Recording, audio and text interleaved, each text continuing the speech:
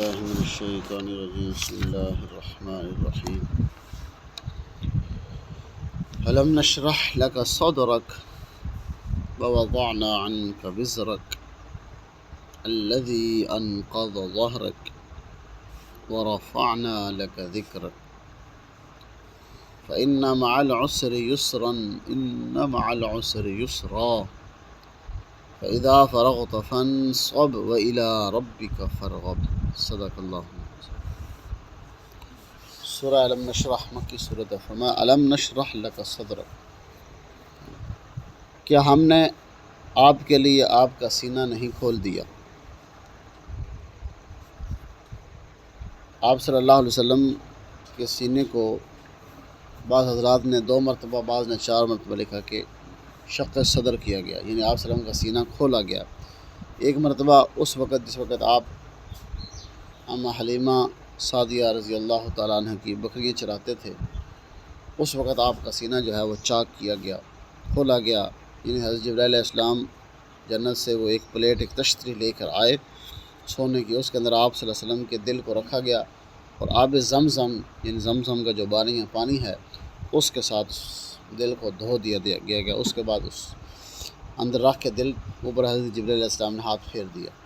اسی طرح جب آپ صلی اللہ علیہ وسلم معراج پہ جانے لگے، اس وقت بھی آپ صلی اللہ علیہ وسلم کا سینہ جو ہے وہ چاک کیا گیا. آپ صلی اللہ علیہ وسلم کے سینے کے اندر سے دل نکالا گیا، اس کو دھویا گیا اور دھو کے دوبارہ وہ دل جو ہے وہ اندر رکھا گیا.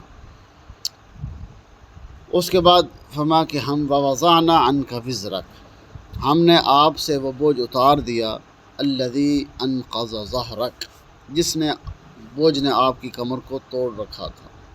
اب یہاں سے بوجھ سے مراد، جس وقت آپ صلی اللہ علیہ وسلم شروع میں اکیلے دعوت دیتے تھے لوگوں کو اسلام کی، لیکن آہستہ آہستہ جب اسلام پھیلتا گیا تو آپ صلی اللہ علیہ وسلم کا بوجھ جو ہے وہ ہلکا ہوتا گیا. یعنی صحابہ اکرام رضی اللہ عنہ اجمعین آپ کے معاون بن کے دعوت کو دینے والے بن گئے.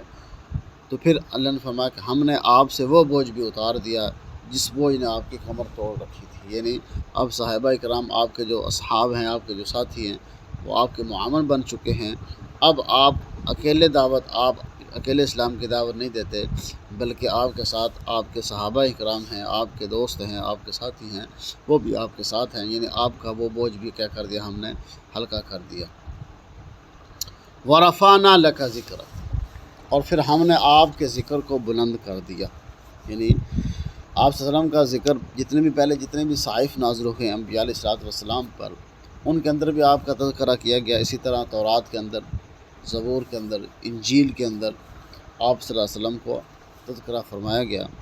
ایک واقعہ لکھا ہے کہ بنی اسرائیل کے اندر ایک آدمی تھا، بڑا گناہ گار تھا. تو اب اس کو شہر والوں نے بھی، گاؤں والوں نے بھی اس کو نکال دیا، گھر والوں نے بھی اس کو گھر سے نکال دیا. اب وہ جنگل کے اندر چلا گیا، اور جنگل کے اندر وہ اس کی موت آ گئی، مر گیا. اب اللہ نے وقت کے نبی پہ، موسیٰ علیہ السلام غالباً تھے یا عیسیٰ علیہ السلام تھے، جو بھی نبی تھے، تو ان کی طرف وحی بھیجی کہ جو جنگل کے اندر میرا ایک ولی جو ہے وہ فوت ہوا ہے، اس کی نماز جنازہ جیسے بھی اس دور کے اندر اللہ نے حکم دیا تھا کہ اس کو پڑھو اور اس کو دفنا دو.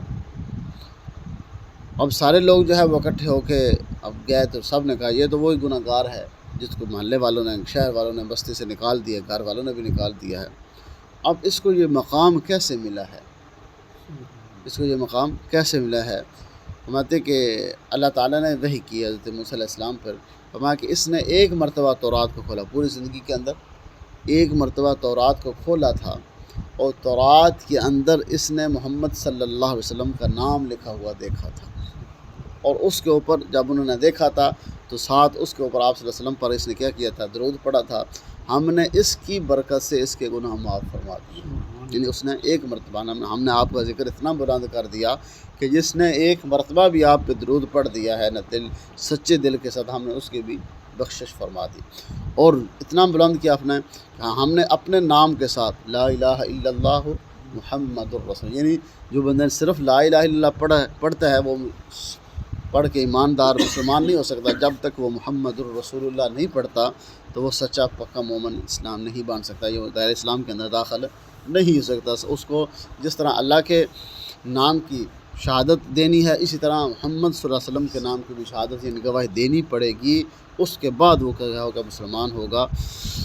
تو ہم نے آپ کا ذکر اتنا بلند کیا کہ اذان کے اندر، کلمے کے اندر، نماز کے اندر، خطبوں کے اندر، واعظوں کے اندر، اسی طرح تحریروں کے اندر، تقریروں کے اندر، یعنی حتیٰ کہ ہر جگہ قرآن کے اندر بھی ہم نے آپ کا ذکر اتنا بلند کیا، جہاں اللہ نے فرمایا کہ میرا تذکرہ ہوگا، ساتھ اے میرا محبوب تیرا بھی تذکرہ ضرور ہوگا، یعنی اتنا بلند کر دیا کہ جہاں حکم میرا چلے گا اور وہاں طریقہ محبوب تیرا چلے گا، یعنی میرا حکم کے مطابق زندگی گزاریں گے، لیکن طریقہ کس کا اپنائیں گے؟ وہ آپ کا اپنائیں گے۔ جب تک وہ حکم میرا مانتے رہیں گے لیکن طریقہ اپنا اپنائیں گے۔ اب نماز کا اللہ نے حکم دیا ہے، طریقہ کس نے سکھایا ہے؟ محمد صلی اللہ علیہ وسلم نے سکھایا ہے، تو اس لیے اللہ نے محبوب نے کہا فرمایا صلو کما رأیتمونی اصلی، نماز پڑھو جس طرح تم مجھے نماز پڑھتے تھے۔ یہ نہیں کہا کہ نماز اس طرح پڑھو جس طرح اللہ پڑھتے، اللہ تو نماز پڑھتے ہی نہیں ہے، کہ تم اس طرح نماز پڑھو جس طرح میں نماز پڑھتا ہوں۔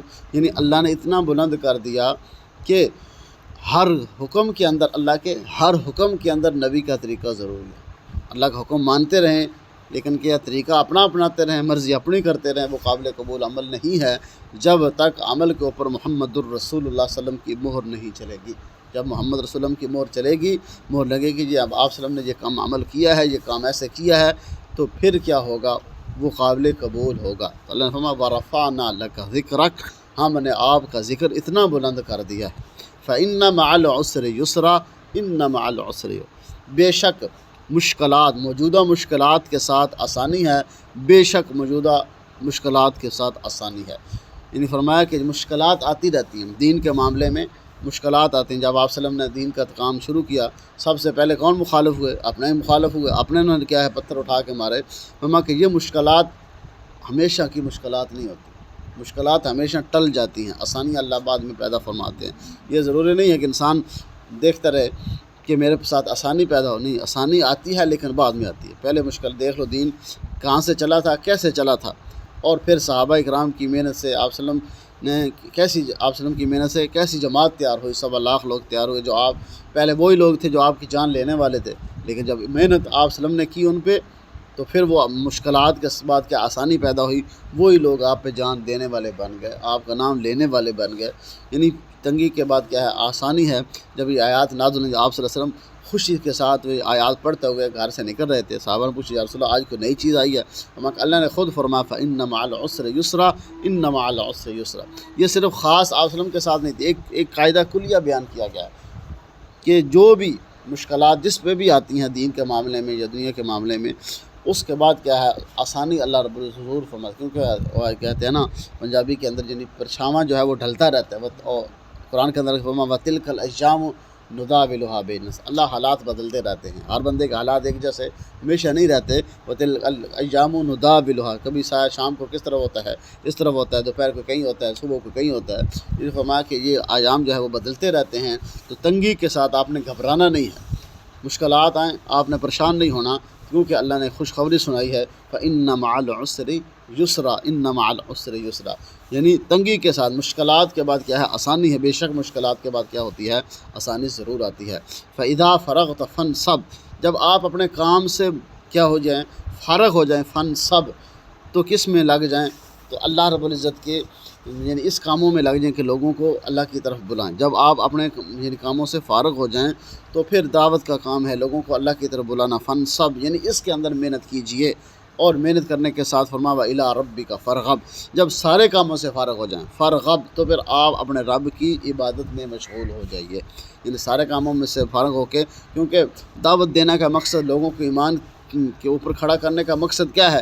اللہ کی عبادت ہے۔ تو فرمایا کہ اس کے اندر بھی انہماک ضروری ہے، جب آپ لوگوں سے یعنی مل ملا کے آ جائیں، لوگوں کو دعوت دے کے آ جائیں، یہ نہیں ہے کہ آپ آ کے جی اب ہم تھک گئے ہیں سو جائیں، فرمایا وَإِلَىٰ رَبِّكَ فَارْغَب، یعنی اصل مقصد تو اب شروع ہوا کہ رات کو اٹھ کے کیا کریں؟ اللہ کے سامنے گڑ گڑائیں، وَإِلَىٰ رَبِّكَ فَارْغَب، کہ خوب عبادت کیجیے، جو آپ نے محنت کی ہے وہ اس کے اندر اور یعنی زیادتی کیجیے، اس کے اندر اور محنت کیجیے، تاکہ اللہ رب العزت کیا ہے وہ خوش ہے۔ فَإِذَا فَرَغْتَ فَانْصَبْ، جب آپ فارغ ہو جائیں اپنے کاموں سے، فَانْصَبْ، تو دعوت کے کاموں میں لوگوں کے اندر محنت کیجیے۔ وَإِلَىٰ رَبِّكَ فَارْغَب، اور جب آپ ہر چیز سے فارغ ہو جائیں تو اپنے رب کی طرف رجوع کیجیے، اپنے رب کی طرف توجہ کیجیے، یعنی خوب اللہ کی عبادت کیجیے۔